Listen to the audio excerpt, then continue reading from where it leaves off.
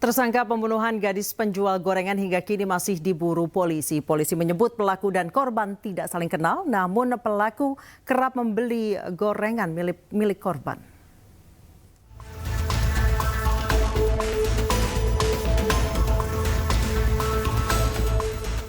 Polisi masih mencari keberadaan Indra Septiaman, tersangka pembunuh gadis penjual gorengan di Kabupaten Padang Pariaman, Sumatera Barat. Pencarian difokuskan di daerah Padangkabau, Kayu Tanam lantaran di lokasi inilah warga sempat bertemu dengan tersangka sebelum ia melarikan diri. Tidak hanya polisi, warga dan keluarga korban pun ikut serta dalam mencari pelaku. Menurut kesaksian paman korban, pelaku sering membeli gorengan yang dijual korban. Kali tak kenal sama sekali. ya, tapi yang tersangka ini sering belanja dagang di situ.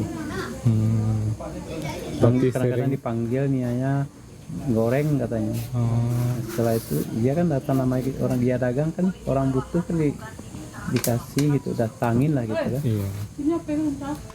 Sebelumnya polisi menetapkan Indra Septiaman sebagai tersangka kasus pembunuhan gadis penjual gorengan.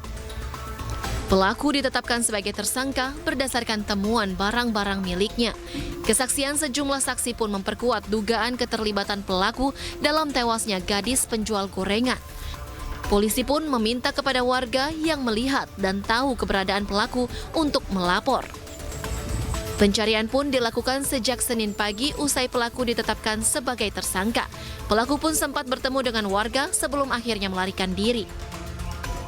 Kami lakukan penyelidikan yang intensif dan dari keterangan saksi dan fakta-fakta di lapangan untuk terduga pelaku inisial S sudah bisa kami tetapkan sebagai tersangka.